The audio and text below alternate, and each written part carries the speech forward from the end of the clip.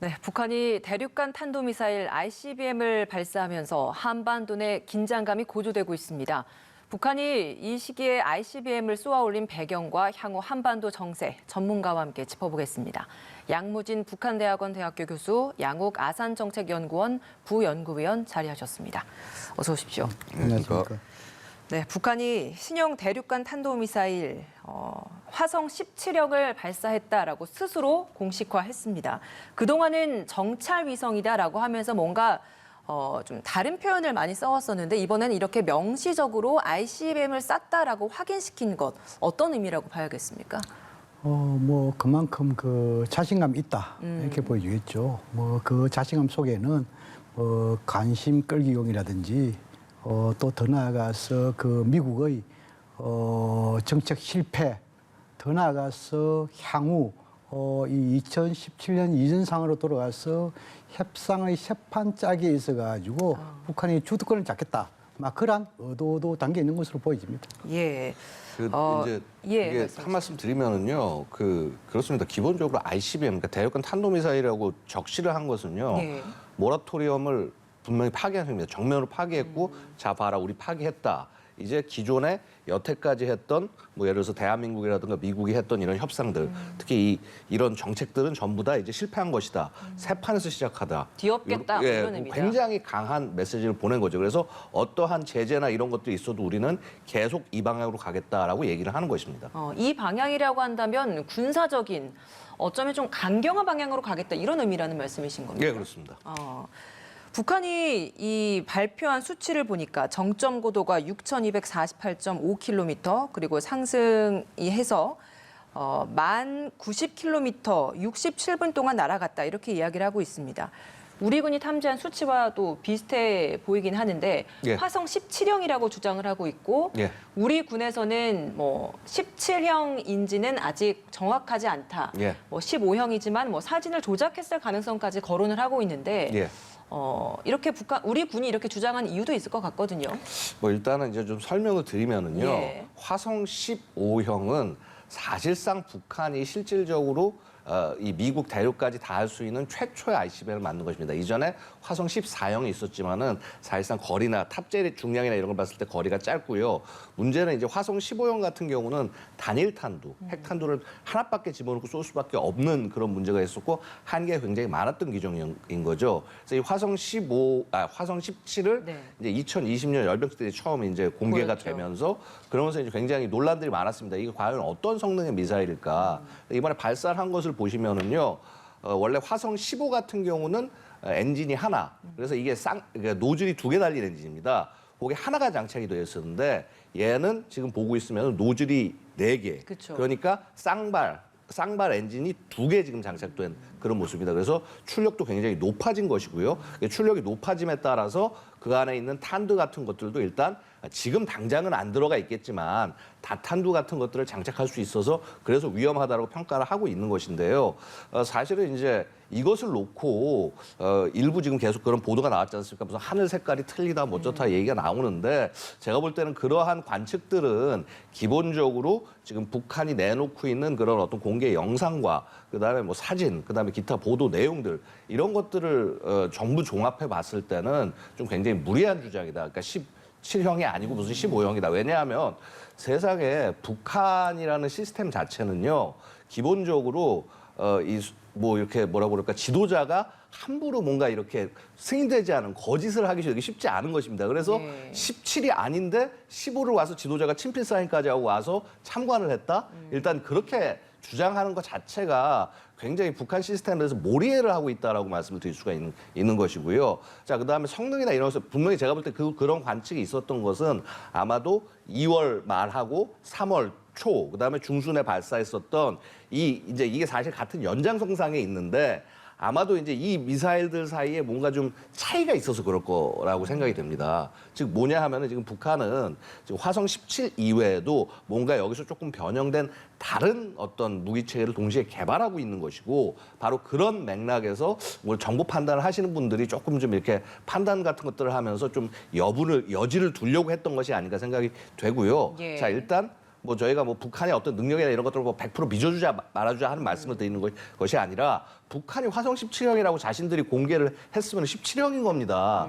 그거를 그렇게 뭐 어떤 저걸 꼭 실패했다 혹은 잘못된 것이다 이런 그 어떤 그런 생각을 선입견을 갖고 들여다보게 되면은 저쪽에 공식 발표조차 믿지 못하게 된다는 것이죠. 그래서 사실은 있는 그대로 받아들이되 대신에 이 화성 17형 자체가 그럼 ICBM으로서 완전히 완성된 것이냐? 그렇진 않습니다. 그 부분이 또 궁금했습니다. 왜냐하면 고각 발사를 했기 때문에 이게 고각 발사 후에 뭐 재진입 과정에 대한 검증이 또 필요한데 그 부분에 대한 확인이 되지 않았기 때문에 이게 성공한 것이냐에는 아직까지 의문점이 붙는다라는 부분이 있어서 어떻게 분석을 하십니까? 이게 원래요. 그러니까 이 재진입 부분을 확인하려고 그러면 고각 발사를 하면 안 되고요. 정상 각도로 발사를 해야지. 그래야지 이제 그런 어떤 진동이나 이런 것들도 적절하게 볼 수 있고 정확히 떨어지는지 볼 수가 있습니다. 그리고 궁극적으로는 북한이 아마도 이렇게 커진 ICBM 화성 17에 그러니까 우리가 멀브라고 그래서 그러니까 다탄두 각계 목표 재진입체. 그래서 예를 들어서 이렇게 탄두가 있으면 이 안에 이런 그 조그만 탄두들을 몇 개씩 집어넣어서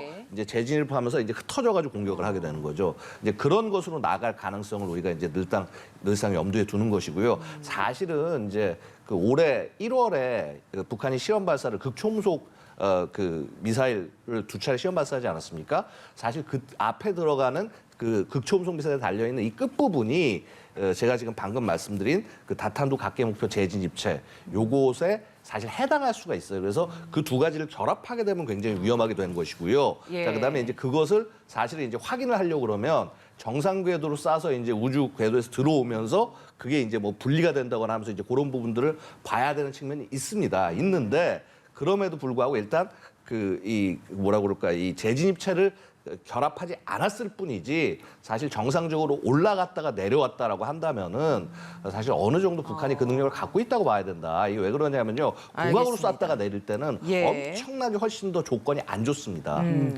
그거 관련해가지고 지금은 이제 그 화성 15형인가 17형인가 이거 관련해서 북한의 주장은 17형이다. 그러나 우리 군 당국에서는 15형 가능성도 배제할 수 없다. 왜냐하면은 지난 2월 27일 또 그리고 지난 3월 5일, 지난 3월 16일 세 차례 북한이 정찰 위성이라고 주장한 그 선상의 이 재원과 지난 이 성공했던 24일 날 재원이 좀 차이가 난다. 막 그런 측면에서 볼 때 15형 가능성을 염두에 두고 이렇게 보이고 두 번째로 15형과 17형의 차이점과 관련해서는 크게 보면 두 가지입니다. 하나는 사거리고 또 하나는 탄두의 무게입니다. 15형의 경우에는 사거리가 한 13,000km 정도 되고 또 이제 이 화성 17형의 경우에는 15,000km 되면서 탄도의 무게가 굉장히 많다. 다시 말해서 탄도의 무게가 많다는 것은 적어도 다탄두 많이 넣을 수 있다는 핵무기급 한 3개 이상을 정도 할 수 있냐. 그래서 이제 이것을 뭐냐면 사거리도 15,000km 나가고 또 더 나아가서 다탄두도 장착할 수 있다는 측면에서 이것은 괴물 ICBM이 아닌가 이렇게 보여지고 그다음 이제 영국께서 마지막 주면서 보면은 ICBM의 성공 여부에 대해서는 3가지가 포인트가 있습니다. 하나는 사거리입니다. 적어도 북한에 있어가지고 13,000km, 15,000km라고 한다면 이것은 성공물이다 볼 수 있고 두 번째로 대기권 재진입에 있어가지고 북한에서 정확한 동영상을 좀 보여줘야 되는데 이것이 아직까지 보여주지 않기 때문에 조금 의심을 가진다. 마지막 하나는 이것이 핵무기잖아요. 그렇다면 적어도 지상에서 한 10km 내외에서 폭발할 수 있는 그런 능력이 있는데 그것도 아직까지 북한에서 보여주지 않고 있다. 이것이 다수 전문가의 평가다 이렇게 이해하면 될 것 같습니다. 화성 15형이든 화성 17형이든 어쨌든 이전보다는 미사일의 성능은 향상된 건 확인된 바 있는 것 같습니다. 북한에서 발표한 내용들에서 보면 미국을 향한 메시지도 포함돼 있었습니다. 그러니까 이번 ICBM 발사가 미국을 향한 메시지가 아니겠느냐라는 것도 확인이 될 수 있는 것 같은데 미국이 그동안 지난번 여러 차례 있었던 미사일 시험 발사에 대해서 레드라인에 대한 경고를 했었는데 이번에 이렇게 ICBM을 발표를 했기 때문에 앞으로 미국이 취할 수 있는 강경 조치라고 한다면 어떤 게 있겠습니까? 이 ICBM이라는 것은 북미 강대강 대결 선상에 보면 분명 미국에 대한 메시지가 크다 이렇게 보여주고 예. 그 메시지는 한 3가지 정도 요약할 수 있습니다. 첫 번째로는 북한이 레드라인을 넘은 이 부분에 대해서는 미국에게 책임이 있다. 막 이런 책임 전가 이런 메시지 하나 있고 또 하나는 그 미국의 이 북한에 대한 비핵화 정책 이것이 실패했다. 이것을 하나 메시지 아니겠습니까? 마지막 세 번째로는 북한의 핵능력 고도화는 2017년 이전 상으로 돌림을 해가지고 협상에 대한 set반짝이를 하겠다. 이렇게 볼 수 있겠죠. 예. 여기에 대해서 미국의 대응 그렇게 많지는 않습니다. 뭐 주로 미국의 대응이라는 것은 결국 뭐냐면 경제 제재라든지 그렇죠. 또는 뭐냐면 외교적인 북한을 고립화시킨다든지 네. 또는 뭐 군사적으로 압박하는 측면이 있겠죠. 그런데 지금은 이제 외교적인 이런 측면에서 할 때는 이미 유엔 안보리에서의 그 의장 성명이라든지 언론 성명이라 이것이 실패로 돌아갔잖아요. 예. 그다음 지금은 이제 새로운 대북 제재를 하려면은 중국과 러시아의 반드시 동참 참여 지지가 있어야 됩니다. 지금 그건 어렵지 않습니까? 예. 그렇다면 미국의 독자 제재밖에 없습니다. 여기에 더 하나 군사적으로 하려면은 결국은 뭡니까? 이 북한에 대한 일종의 무력 시위를 하겠죠. 미국의 전략 무기를 한반도 상황에 전개시킨다든지 아니면은 뭐 4월 중순쯤 예상됩니다만도 한미 간에 대규모 전략 무기를 동원한 이런 군사 훈련을 통해서 압박하는 막 그 외에는 그렇게 없다. 그러나 지금까지 이걸 다 해봤기 때문에 큰 효과가 과연 있을까? 저는 그 부분에 의심스럽다 생각합니다. 예.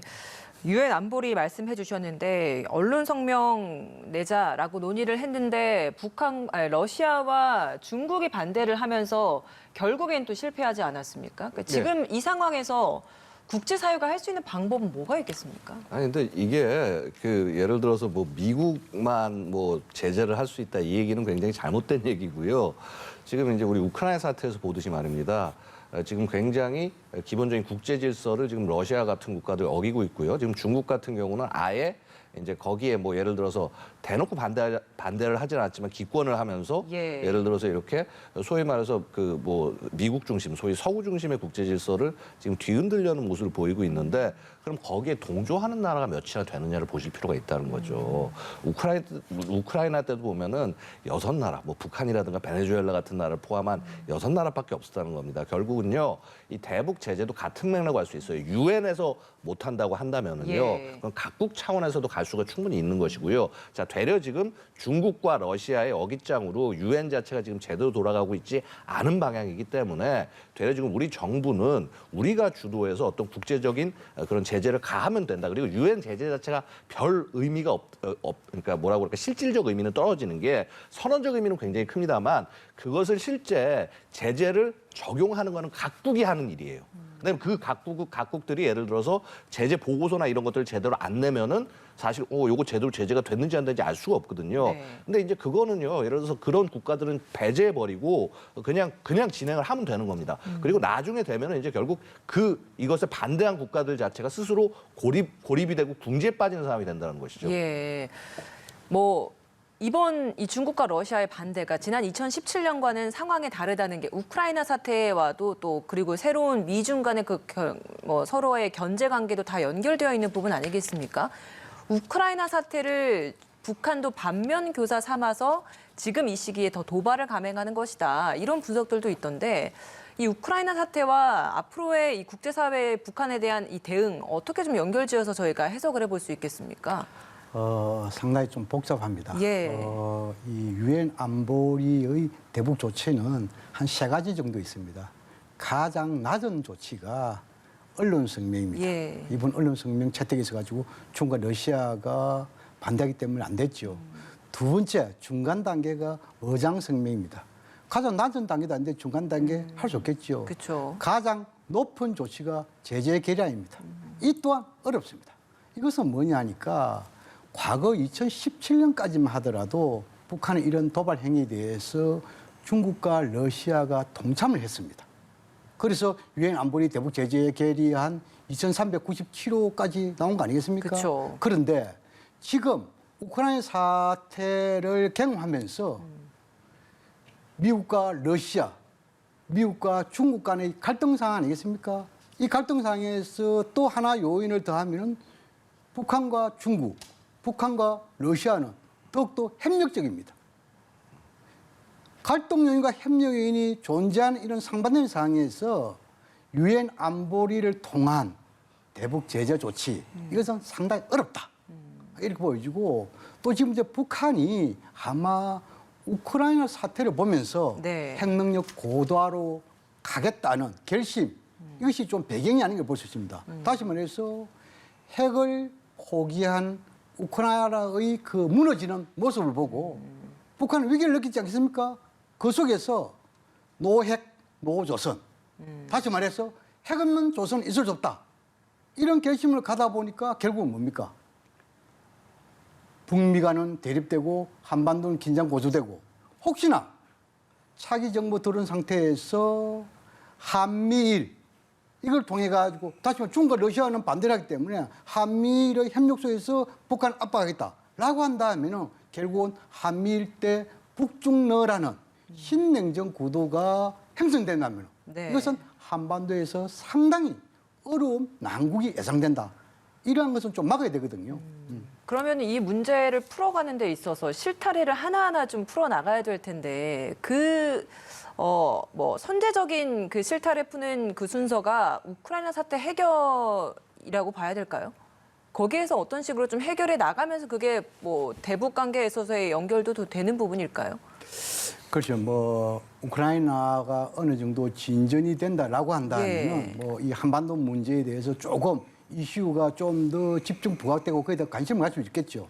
그러나 지금 현 단계에 있어 가지고 지금 한미 간에는 중국과 러시아가 이런 그 북한 문제와 이 글로벌 이슈에는 좀 분리하는 그런 전략이 있는데 그런 분리 전략에서 러시아와 중국이 동조를 안 하는 상황이겠죠. 네. 뭐 지금 상황에서는 상당히 어렵지만 어쨌든 간에 미중 갈등 속에서 한반도 문제가 과거에 좋게 된 사례가 별로 없습니다.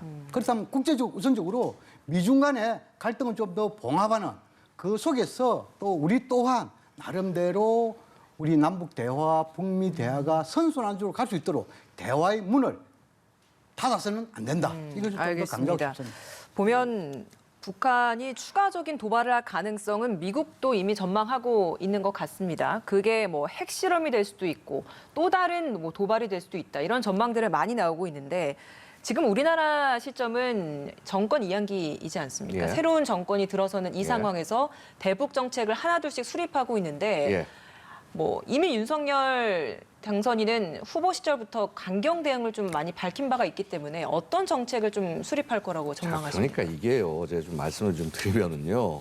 우리가 강경해서 북한이 강경해지는 게 아니라 북한 자체가 기본적으로 핵 의도도 그러니까 비핵화 의도가 전혀 없는 상태에서 예를 들어서 그런 미북 회담에 나섰고 그다음에 사실은 우리를 적극적으로 기망한 것이나 마찬가지로 왜냐하면 그 사이에 화성 17이라는 이 엄청난 ICBM을 개발할 시간과 여유를 충분히 얻은 것이기 때문에요. 그래서 당연히 새 정부는 강경하게 나갈 수밖에 없는 것이고 이것이 우리 혼자 할 수 있는 것이 아니라 국제사회를 같이 모아서 그래서 노력을 할 수밖에 없는 것이다. 그리고 그런 과정에서 협조하지 않는 러시아와 중국 자체가 이게 자신들이 스스로를 고립시키는 일이지 이게 뭔가 우리가 뭔가 잘못하거나 이런 것들은 전혀 아니라는 것이죠. 다만 이제 그러한 과정에서 당연히 전쟁이라든가 이런 것들은 나면 안 되고 충돌을 당연히 차기 정부가 추구하는 것은 아닙니다. 그래서 당연히 어떤 압박 속에서 대화나 이런 부분들에 대한 얘기는 있겠죠. 근데 이게 지금 상황이 굉장히 안 좋은 것이 뭐냐면은요. 네. 자, 이렇게 북한의 어떤 뭐 핵무장이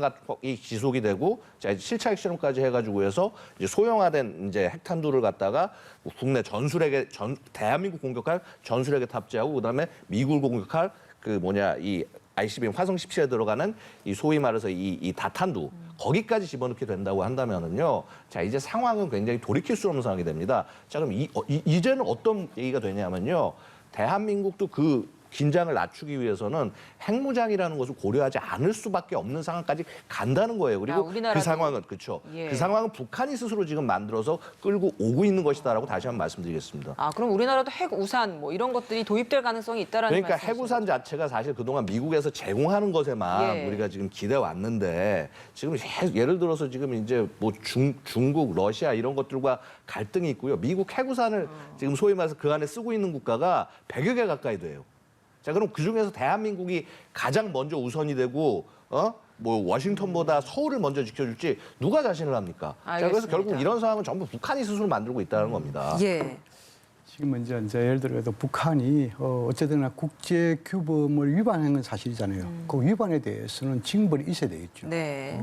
그다음에 북한의 입장에서 볼 때는 그 이 핵과 ICBM 모라토리엄 유예 조치를 한 데 있어 가지고 반대급부로 미국도 한미 군사 훈련 중단이라든지 또는 한반도에서 전략 무기 반입 이런 부분에 대해서 하지 않아야 되는데 먼저 미국이 깼다 이렇게 북한을 주장하고 있을 겁니다. 네. 그런 측면을 보이고 또 하나는 문제는 뭐냐면 지금까지 쭉 보면 있잖아요. 아주 평범한 논리가 있습니다. 대화 속에 해법이 있습니다. 과거 그랬습니다. 대결 속에는 해악이 있습니다. 이것을 좀 더 다른 식으로 표현한다면은 대화를 하면은 평화가 보이고 대결을 하면 전쟁이 보입니다. 아주 평범합니다. 예. 그렇기 때문에 윤석열 당선자 측에서 지금 이제 북한에 대한 강경 정책이 아니다.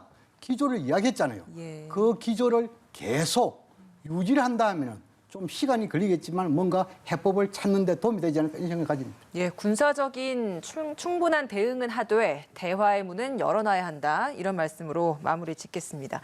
오늘 두 분 말씀 여기까지 듣겠습니다. 양무진 북한대학원 대학교 교수, 양옥 아산정책연구원 부연구위원과 함께했습니다. 고맙습니다.